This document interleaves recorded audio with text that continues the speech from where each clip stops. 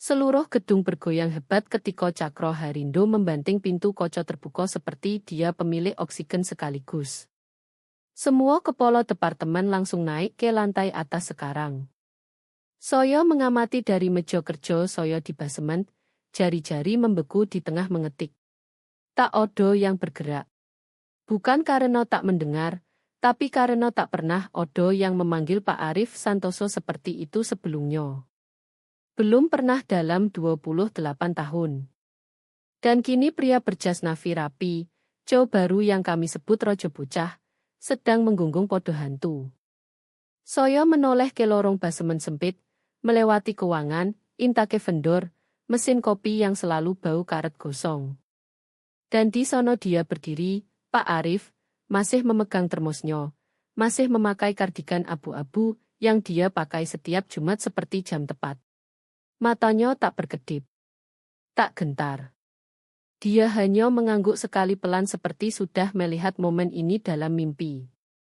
Sebelum lanjut, Pak Arif Santoso bukan sekadar pegawai biasa di Harindo System. Kebanyakan orang tak tahu persis apa yang dia lakukan. Mereka hanya tahu semuanya berjalan lancar. Kami lolos setiap audit. Lolos setiap checkpoint kepatuhan. Kontrak pemerintah dengan Kementerian Energi dan Sumber Daya Mineral, Badan Nasional Penanggulangan Bencana, bahkan satu dengan Kominfo, selalu diperpanjang tepat waktu. Tak ada yang bertanya kenapa, karena Pak Arif memastikan tak perlu bertanya. Dia membangun fondasi yang kami semua berdiri di atasnya, dan kami bahkan tak sadar. Pagi Jumat itu, Cakra Harindo, anak pendiri, baru diangkat, bersenjatakan gelar mbo dan otak sejuk seperti roti tawar basi, berderap masuk ke perut gedung seperti mencari rayap. Dia menemukan Pak Arif, menyeretnya, benar-benar menyeret, naik ke ruang rapat koco dengan proyektor tarik, dan koto pertama yang keluar dari mulut Cakra begitu semua berkumpul. Kami tak mempertahankan beban mati di sini. Saya bersumpah berhenti bernapas. Dia menunjuk Pak Arif seperti menunjuk mesin faks rusak. Kamu sudah di sini sejak zaman faks, kan? Itu sudah cukup bicara. Kemasi barangmu. Tak ada yang bertepuk. Tak ada yang bergerak. Pak Arif hanya meletakkan termosnya di meja, mengangguk lagi, lalu keluar. Tak ada pidato perpisahan, tak ada salam, bahkan tak ada yang berdehem. Dia melewati meja saya. Saya berdiri. Entah kenapa. Mungkin hormat. Mungkin takut. Dia menatap saya, bukan lewat saya, tapi langsung ke saya, dan berkata, saya hanya menarik pin yang salah. Itu saja. Lalu dia hilang. Udara berubah setelah itu. Seperti sebelum badai, langit seperti mengetat. Begitulah rasanya, kecuali langit itu ada di dalam gedung. Cakra berjalan pongah kembali ke kantornya. Dia bilang kami sedang restrukturisasi untuk efisiensi kinerja. Begitu dia tulis di slide. Lucunya, setelah itu tak ada yang bisa masuk ke sistem Pak Arif, bahkan it sekalipun. Folder-foldernya terkunci, dienkripsi. Workstationnya langsung load hardware begitu baginya mati. Seperti rumah berhantu yang mengunci diri sendiri. Di ruang istirahat, sambil kopi gosong dan krimer bubuk, kami berbisik apa yang tak berani kami ucap keras. Cakra baru saja memecat orang yang sebenarnya adalah perusahaan itu sendiri. Dan Cakra bahkan tak tahu apa yang dia lakukan. Hari berikutnya, Cakra mengecat ulang mural perusahaan di lobi.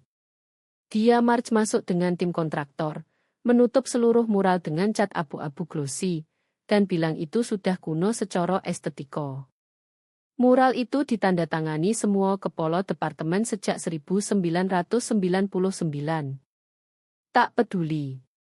Bagi Cakra, kalau tak cocok dengan brandkitnya, tak boleh odo.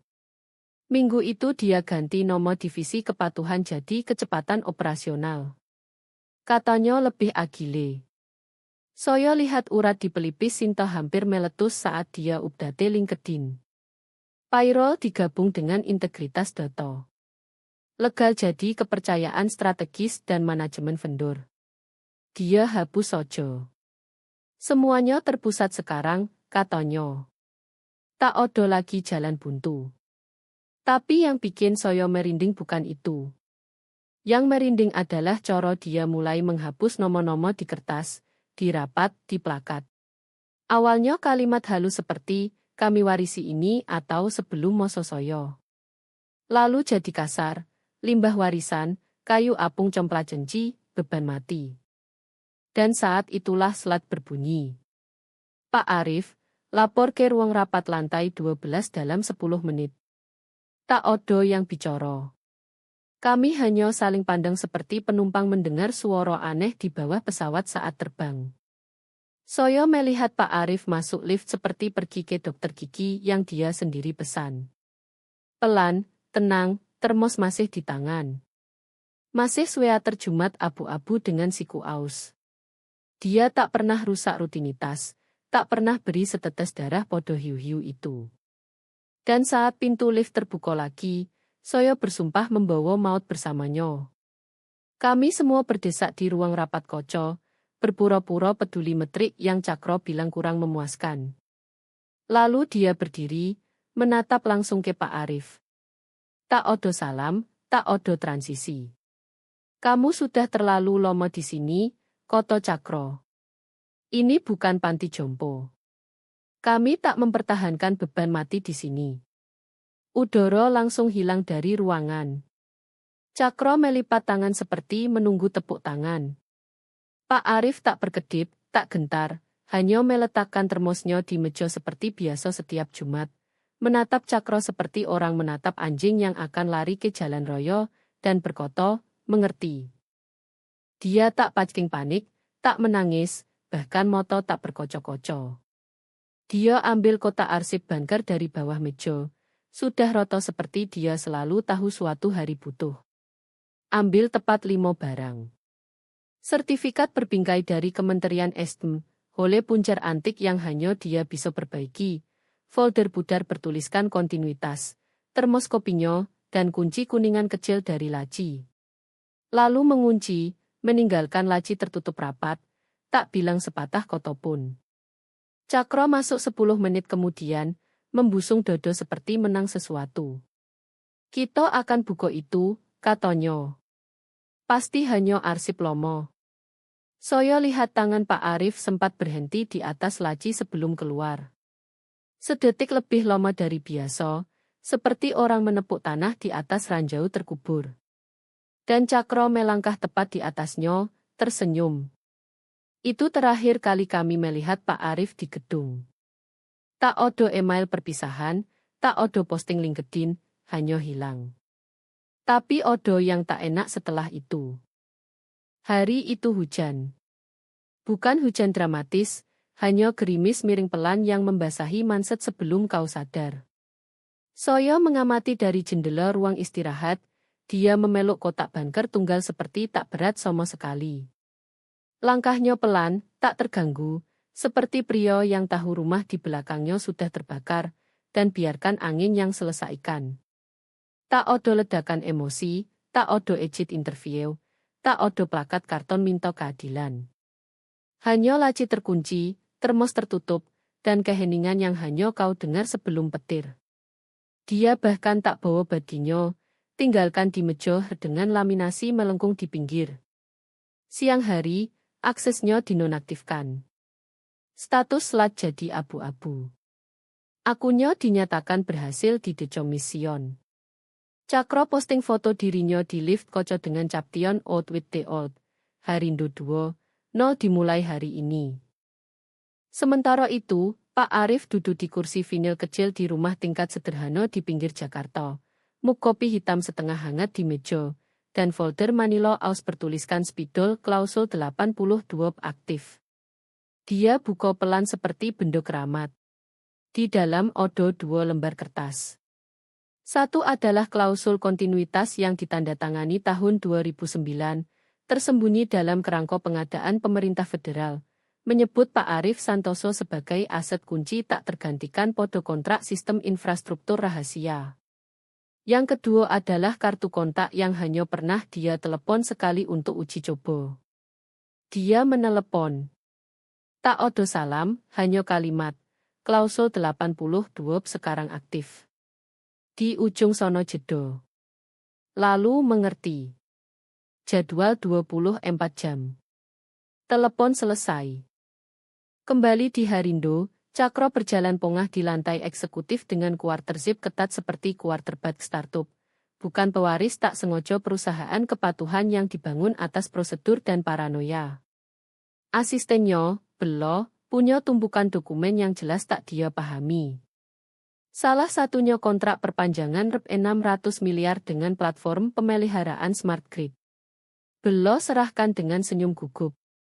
Cakro tak bocor, langsung balik halaman terakhir, tanda tangan dengan Mont Blanc perak, lalu bersandar seperti baru buat sejarah. Uang mudah, katanya. Tak perlu lagi jagain perpanjangan ini. Si tua buat semuanya idiot prof. Saat itu pisau berputar, karena dia setengah benar. Pak Arif memang buat idiot prof, tapi bukan seperti yang Cakro kira. Setiap perpanjangan besar dipasang jebakan, bukan bom, tapi protokol, trigger redundansi, verifikasi multitahap. Kalau orang kunci diturunkan tanpa protokol suksesi yang tepat, review sistem federal otomatis terpicu. Pak Arif tahu Cakro tak akan bocor huruf kecil. Tahu dia akan perlakukan kontrak seperti checklist, bukan tali nyawa. Belo akan serahkan dokumen seperti pesan makan siang, dan Cakro tanda tangan di antara les golf dan bourbon mahal yang dia banggakan. Malam harinya, ping lembut masuk ke inbox pengadaan Kementerian SDM. Bendera, pelanggaran kontinuitas terdeteksi. Harindo sistem penyebab terminasi orang kunci tanpa review pengganti. Eskalasi status siap untuk audit federal. Tak masuk berita. Belum. Hal-hal begini butuh waktu. Birokrasi tak panik. Ia menggulung. Dan saat Cakro menuang gelas blends dan buka Instagram posting story making moves, database pemerintah di tempat lain mulai mengurai setiap kontrak yang pernah disentuh Harindo dalam 10 tahun terakhir. Pak Arif tak perlu kembali. Tak perlu balas dendam. Dia sudah tulis dalam tulang perusahaan. Mulai dengan telepon dari Kementerian SDM. Suara tenang minta kontak terkini Pak Arif Santoso. Belo berkedip seperti ditulis dalam bahasa Latin. Pak Arif sudah tak bekerja di sini, katanya riang sambil balik org chart baru dari Cakro pagi tadi. Tapi saya yakin bisa bantu. Ini tentang opo? Suara di ujung jeda. Siapa penggantinya? Belo ragu.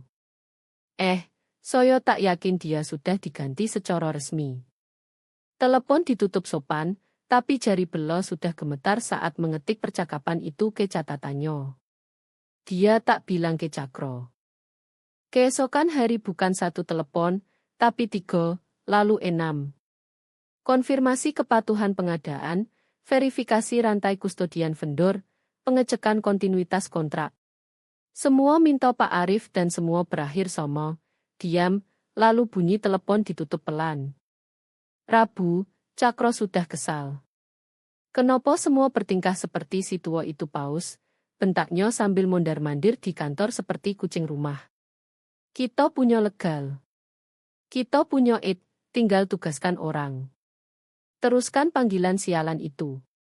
Tapi masalahnya, tak satu pun sistem warisan berfungsi penuh. Pak Arif tak tinggalkan password. Tak perlu. Log kepatuhannya dienkode dengan struktur kunci 512 bit berputar setiap kuartal. Sistem yang dia bangun, sempurnakan, dan rawat sendiri. Bukan sekadar aman. Tak terlihat kalau kau tak tahu cara melihat. Log itu sendiri odo di partisi drive yang Pak Arif isolasi dari jaringan untuk integritas pemerintah. Tak pernah dipertanyakan karena semuanya selalu jalan. Dan kini tak jalan.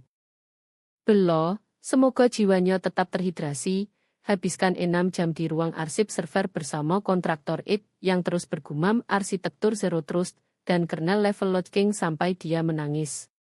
Sementara itu analis junior bernama Diko, yang biasa diabaikan kecuali spreadsheet rusak, menggali catatan Lomo untuk update entry registry Federal Harindo. Saat itulah dia menemukan memo scan tahun 2011 ditandatangani Dewan Pendiri. Pertando internal only. Judul, Risiko Kontinuitas Klausul Orang Kunci. Santoso Odia flag dan kirim ke atas. Mendarat di Mejo Cakro pukul 15.47. Cakro bahkan tak buka attachment. Balas Sojo, kami tak jalankan tempat ini seperti panti jompo lagi. Arsipkan. Tapi di kotak hapus. Malah gali lebih dalam, tarik log vendor, silang cek entry terkait riwayat login Pak Arif, dan lihat yang aneh. Beberapa vendor punya entry yang diredaksi, profil terlihat, tapi setiap baris metadata kontrak dihapus. Tanggal, kontak, syarat perpanjangan, semua kosong. Semua punya satu link somo, Pak Arif. Diko flag itu juga. Bawa ke Belo. Belo lihat sekali dan bilang, kita harus tunjukkan ke legal. Legal tak jawab. Tak resmi. Tapi beberapa jam kemudian, pria berwindbreaker abu-abu dari kantor pengadaan federal masuk gedung tanpa janji. Katanya cuma mau tanya beberapa hal tentang perubahan personal baru-baru ini. Dia tak tunggu jawaban, langsung ke lift seperti sudah hafal denah lantai. Itu pertama kali saya lihat Cakro berkeringat sungguhan. Bukan stres pura-pura. Panik biologis asli. Dia terus gosok leher seperti kerah terlalu ketat, padahal sudah terbuka. Terus tanya Belo update yang tak dia punya. Terus ulang, ini cuma noise warisan, kan? Akan lewat. Ini noise. Tapi kami semua tahu yang Cakro tak tahu. Pak Arif bukan noise. Pak Arif adalah sinyal. Dan sinyal itu semakin keras. Kami tahu Odo yang serius bergeser saat pendiri sendiri, Pak Wijoyo Harindo, masuk pintu depan tanpa pemberitahuan. Tak pakai blazer, tak Odo asisten, hanya tas kerja kulit tua, dan wajah seperti Odo yang menggores cadilatnya dengan kunci. Saya tak lihat dia hampir 6 bulan. Terakhir kami dengar dia sedang sabbatical eksekutif, kode untuk minum bourbon di puncak dan biarkan anaknya pura-pura jadi rojo. Tapi pagi itu dia berjalan lurus melewati resepsionis seperti musuh membelah laut merah. Tak bicara sepatah kata. Tak kontak moto. Bahkan tak berhenti untuk espresso decaf biasanya. Langsung ke suite eksekutif lantai 14 tempat Cakro sedang rapat pulse transformasi harian. Yo, begitu dia sebut. Lingkaran mengangguk mengelilinginya seperti balita cerita dongeng sementara dia menggunggung agilitas dan rekalibrasi kinerja, serta bangga bahwa overhead warisan akhirnya dibuang. Saat Pak Wijoyo masuk, ruangan membeku. Kau tak butuh badge kalau namamu Odo di gedung. Cakro berdiri, semua senyum dan rambut licin. Ayah, dia mulai. Pak Wijoyo potong. Saya dengar dari Pak Stevens di Estem, log vendor Harindo kembali tak terbocor. Saya kira itu mustahil. Lalu dia bilang sistem flag penghapusan orang kunci tanpa protokol pengganti. Cakro berkedip. Yo, kami bersihkan rumah. Pak Tua di kepatuhan. Santoso. Saya pecat minggu lalu. Dia sudah kuno. Setengah tim bahkan tak tahu apa yang dia lakukan. Pak Wijoyo tak teriak. Bahkan tak naikkan suara. Dia hanya menatap anaknya seperti menatap jamur di kue pengantin. Kamu memecat Pak Arif Santoso, katanya pelan seperti masih berusaha percaya. Cakro angkat bahu. Dia beban mati. Saya punya orang yang tulis ulang seluruh kerangka kepatuhan. Kami akan celot native. Lebih efisien. Pak Wijoyo tak jawab. Dia hanya balik badan dan keluar. Bukan cepat, bukan lambat, tapi berat. Kau bisa rasakan udara ikut dia, seperti ruangan kehilangan oksigen. 10 menit kemudian dia di basement. Tak ada yang turun ke sono sejak Pak Arif pergi. Lampu berkedip saat kau masuk. Karpet masih bau debu dan toner gosong. Tapi Pak Wijaya bergerak dengan tujuan. Saya ikuti diam-diam karena perut saya bilang apapun yang akan terjadi penting. Dia sampai ke dinding arsip di belakang meja lomo Pak Arif tempat binder kontrak fisik disimpan. Kebanyakan tak tersentuh, jenis yang kau simpan hanya kalau-kalau. Tapi Pak Wijaya ke laci bawah kiri, yang tak pernah saya lihat dibuka. Dia putar kunci yang dia bawa di cincin sejak 1996.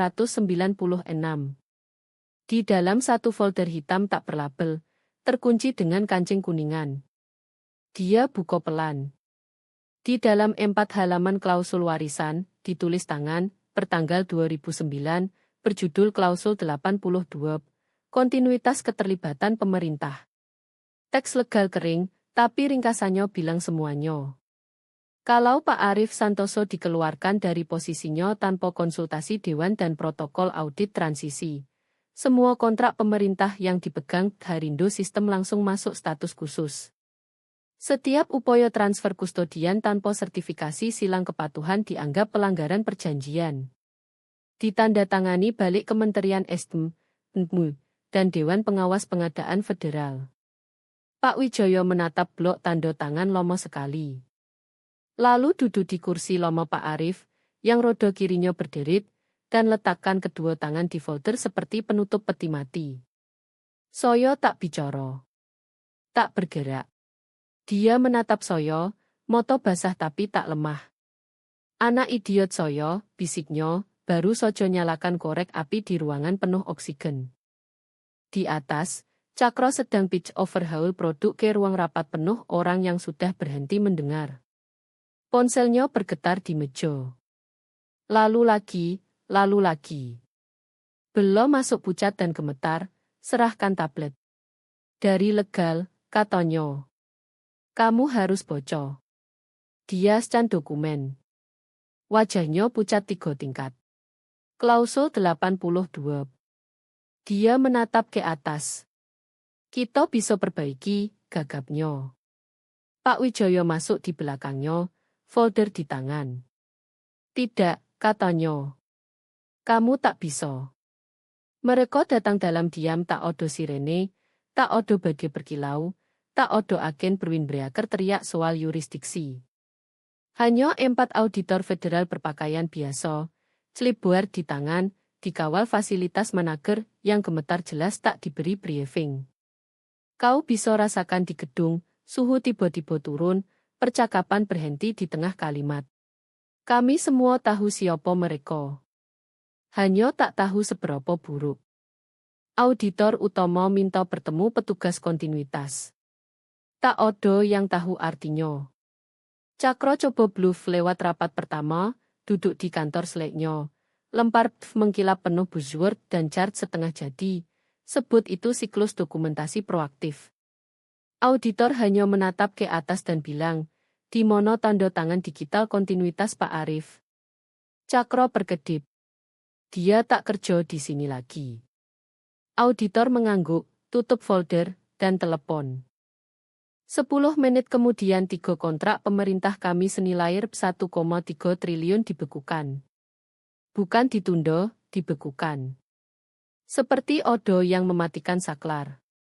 Lalu datang masalah sebenarnya. Sistem mulai logout pengguna.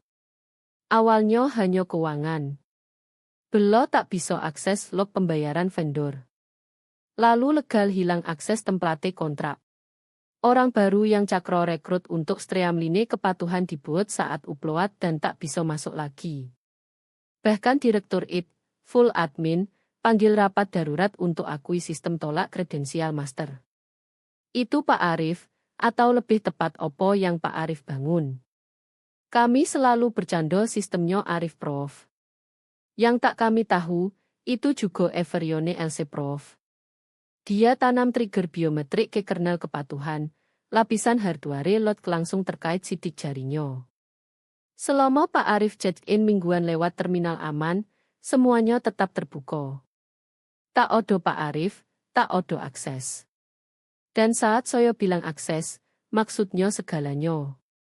Tracker kepatuhan ekspor, rantai pengadaan etis, log validasi firewall data federal, bahkan laporan self-reporting semesteran yang wajib kami kirim untuk pertahankan clearan CSM. Auditor bahkan tak naikkan suara. Mereka hanya amati sistem mengunci diri dari dalam seperti kapal selam bersiap menyelam. Siang hari, kontrak keempat terflak. Ini lebih sakit. Bukan hanya kontinuitas. Ini etika.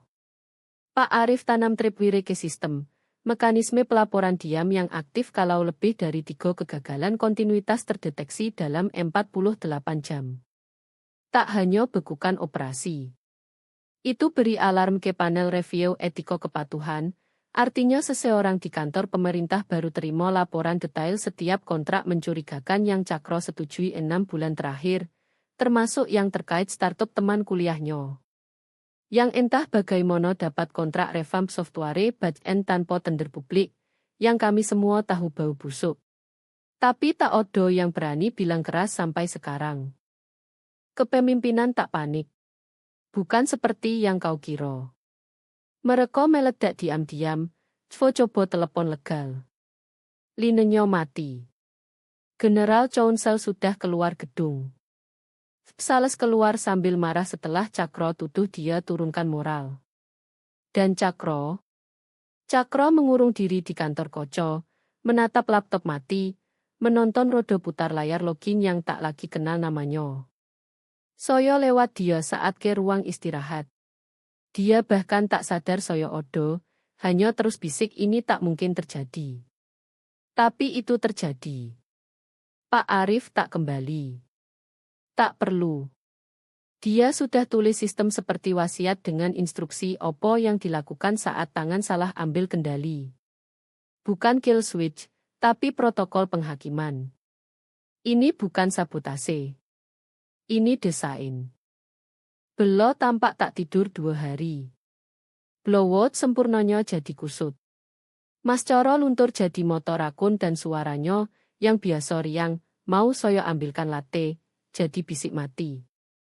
Dia meringkuk di ruang fotokopi, bukan karena fotokopi, tapi karena satu-satunya tempat tanpa dinding Koco, mengetik dengan tangan gemetar ke email pribadinya. Subjeknya hanya Pak Arif, tolong. Kami tak tahu persis opo yang dia tulis. Mungkin permintaan maaf. Mungkin memohon. Yang kami tahu dia tekan kirim, lalu ambruk ke kursi plastik tipis dan menangis ke kotak pulpen promo. Cakro tak tahu dia kirim. Belum. Dia terlalu sibuk main jauh di kantor sudut tanpa akses kalender sendiri. Ruang rapat di lorong ditutup sementara untuk review privat. Coro bilang sopan sidang darurat. 3 anggota dewan terbang pagi itu. Salah satunya, saya bersumpah, tinggalkan koper di lobi dan langsung masuk rapat tanpa lepas jas. 10 menit setelah email bela terkirim, dia dapat balasan. Tak odo subjek, tak odo isi, hanya satu attachment. Isi nomor. Penolakan pesangon. Trigger 82 V. Dia klik. 4 halaman sudah diformat, bertanggal. Bukan ancaman. Bahkan tak emosional. Itu protokol, polos dan brutal. Detail bahwa Pak Arif tolak pesangon saat kepergian karena penyalahgunaan tanggung jawab kontinuitas yang diantisipasi. Dokumen uraikan 3 syarat di mana dia akan tolak permanen untuk re-engagement. Kalau kepemimpinan coba tulis ulang kerangka kontinuitas tanpa pengawasan dewan. Kalau kontrak pemerintah ditandatangani pasca terminasi pakai kerangka Pak Arif sebelumnya. Kalau sistem aktifkan klausul self-reporting sendiri karena non-kepatuhan etis. Ketiganya sudah terjadi. Di bawah halaman terakhir, font bersih. Semua izin dukungan dicabut permanen. Semoga beruntung. Cakro akhirnya sadar ketegangan di luar kantornya dan berderap ke lorong minta jawaban. Belo coba cegah, Tapi terlambat. Pintu ruang rapat terbuka sedikit. Pak Wijaya berdiri di dalam, mata gelap, mulut rapat. Ayah, Cakro mulai, suara meninggi. Kami sedang kontrol kerusakan. Tapi Pak Wijaya angkat tangan. Bukan tampar, hanya jeda yang membungkam segalanya. Saya telepon dia, katanya. Semua membeku. Saya telepon Pak Arif sendiri. Tak ada asisten, tak ada email. Saya tanya apa yang dibutuhkan untuk kembali. Hening tebal. Dan Cakro tanya, putus asa sekarang. Pak Wijaya tatap langsung anaknya. Dia bilang, saya sudah pergi. Lalu dia tutup telepon. Tak ada yang bergerak. Bukan anggota dewan, bukan belo, bukan resepsionis yang mengintip dari sudut. Seperti gedung sendiri berhenti untuk mendengar. Cakro gagap. Tapi dia tak bisa begitu, dia bisa, potong Pak Wijaya. Dan sekarang kita tangani opo yang kamu rusak. Pemungutan suara darurat dipanggil di balik pintu tertutup. Kami tak tahu opo yang dibahas, tapi kabar menyebar seperti api di kantor bahwa Cakro sudah izinkan 3 pelanggaran non-kompetisi bulan lalu, bahwa startup temannya sedang diselidiki informal, bahwa status kontrak federal Harindo sedang direview tanpa batas waktu, dan yang paling mematikan, Pak Arif Santoso disebut dalam 7 dokumen pemerintah sebagai satu-satunya petugas kontinuitas terverifikasi untuk sistem yang kini tak kami kendalikan lagi. Dewan tak lagi review absennya Pak Arif. Mereka review keberadaan Cakro. Saat pemungutan suara selesai, plakat nomor Cakro sudah dicopot dari pintu. Diam-diam, tak ada memo, tak ada penjelasan, hanya hilang. Dia keluar malam itu tanpa bicara, wajah pucat, rahang tegang. Belo amati dari belakang printer, masih pegang itu seperti kitab suci terakhir. Pak Arif tak pernah kembali lewat pintu itu. Tak perlu. Dia bukan absen. Dia selesai. Plakat kaca di luar kantor Cakro hilang pagi harinya. Hanya 2 kotak samar tempat perekat dulu. Tak ada pengumuman. Tak ada email perpisahan. Hanya ruang putih seperti gedung sendiri menghapusnya frame demi frame. Bisik-bisik mulai pagi. Cuti administratif. Penyelidikan sedang. Kepemimpinan interim sambil review dewan penuh. Terbilang dia bisa dihubungi off-site. Kode untuk kami cabut aksesnya dan ganti kunci. Yang benar-benar mengunci bukan hanya Cakro pergi. Tapi siapa yang gantikan? Ibu Janet Trumbul. Wanita pendiam yang dulu duduk 2 pintu dari Pak Arif di basemen. Selalu pakai sepatu ortopedi dan kardigan warna kapur trotoar. Kebanyakan orang kira dia hampir pensiun. Yang tak mereka tahu, dia sudah bayang-bayangi model kontinuitas Pak Arif hampir 1 dekade. Bukan di titel, bukan di pujian, tapi di ruang-ruang di mana sistem nyoto diturunkan, bukan ditulis. Dewan angkat dia jadi ketua interim. Dia tak adakan konferensi pers, tak ganti slogan. Dia hanya masuk ke kantor Lomo Cakro, lihat sekali, angguk, dan bilang, urutan bisnis pertama, perbaiki kepercayaan. Sementara itu Pak Arif tak pamer, tak tweet, tak kirim pesan kriptik ke mantan rekan atau nikmati kejatuhan seperti villain film dengan cerutu. Dia hanya naik pesawat. Tujuan, Jakarta Pusat. Di sono, di balik pintu tertutup dan meja konferensi tebal di Kementerian Esdm, dia ditawari sesuatu yang tak pernah dia minta, gelar baru. Bukan di Harindo, tapi di atasnya. Penasihat Transisi Kepatuhan Federal. Datang dengan clearance keamanan penuh, akses kerangka pengawasan vendor, dan wewenang rekomendasikan atau blacklist perusahaan saat review kontrak. Dia bocor tawaran, lipat, pikir lomo. Lalu geser balik dan bilang, 1 syarat. Pejabat di depannya angkat alis. Sebutkan. Harindo sistem harus dicabut dari semua daftar pendek federal minimal 5 tahun. Ruangan hening. Pejabat tanya, pribadi. Pak Arif tak berkedip. Struktural. Dan begitulah. Dalam seminggu keputusan difile.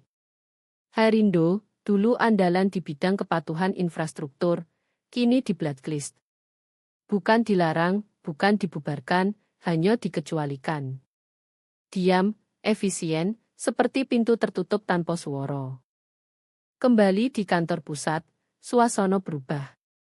Ibu Janet tak coba selamatkan muka. Dia sebut opo adanya, penghakiman kelalaian. Email vendor berhenti datang. Inbox pemerintah jadi sepi. Kemitraan lomo ghosting kami seperti kami infeksi kalender mereka. Jenis keheningan baru ambil alih. Bukan yang tegang tak pasti setelah kepergian Pak Arif, tapi keheningan mapan konsekuensi.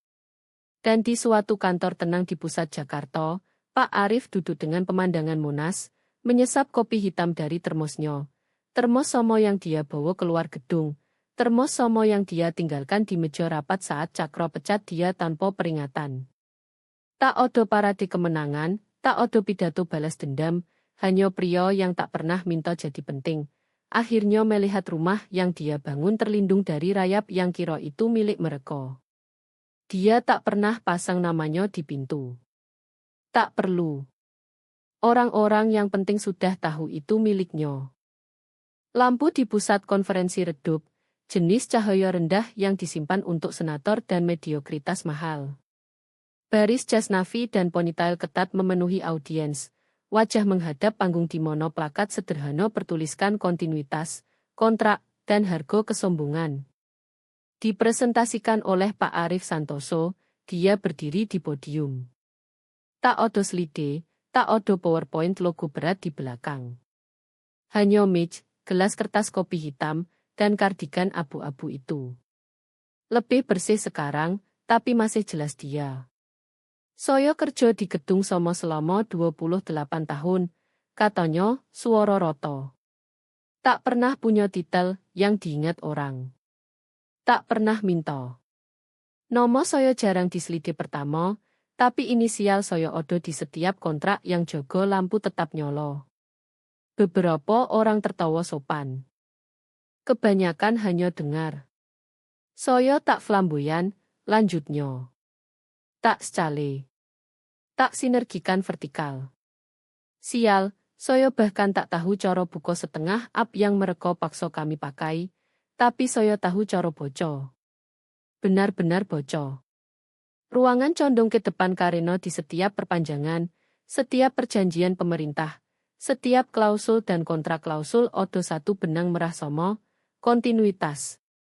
Dan kalau kau perlakukan kontinuitas seperti penghalang, kalau kau cabut fondasi hanya untuk cat ulang dinding, kau tak modernisasi, kau kompromikan. Hening saat dia selesai. Bukan standing ovation, bukan tepuk tangan viral, hanya keheningan. Jenis yang orang ingat. Lalu reporter di belakang berdiri. Apakah Anda kangen? Tanyanya. Pekerjaan lomo, rutinitas. Pak Arif tersenyum. Bukan sombong, bukan nostalgia, hanya lelah dan sedikit geli. Saya kangen kopinya, katanya. Kopi kami selalu jelek, dan saya berdamai dengan itu. Tapi saya tak kangen pekerjaan karena pekerjaan berhenti jadi pekerjaan lomo sebelum saya pergi. Saat orang mulai peduli lebih pada dashboard daripada detail, saat itulah rusak. Dia mundur. Odo momen tepat sebelum lampu redup lagi saat seorang pria menyelinap ke belakang ruangan. Terlambat. Tak odo lanyard, tak odo paket sambutan. Berpakaian seperti coba blend in. Tapi tak odo yang sembunyikan malu seperti itu. Bukan saat masih segar. Cakro. Dia tak duduk. Tak odo kursi kosong. Dia berdiri di dinding belakang, tangan dilipat, wajah tegang, menonton pria yang dulu dia anggap beban mati memegang ruangan hanya dengan suaranya. Pak Arif pandang ke seluruh ruangan, biarkan tatapannya mendarat pelan, bahkan sebentar, podo siluet terakhir itu. Tak odo pengenalan, tak odo dendam, hanya gravitasi. Lalu dia akhiri. Kalau kau perlakukan pengalaman seperti beban mati, katanya pelan dan sengaja. Jangan kaget saat fondasi runtuh. Tak ada mic drop, tak ada walk off dramatis, hanya jeda, angguk, dan baris terakhir hampir untuk dirinya sendiri saat dia turun. Mereka boco bagi saya, tapi tak pernah boco kontrak saya.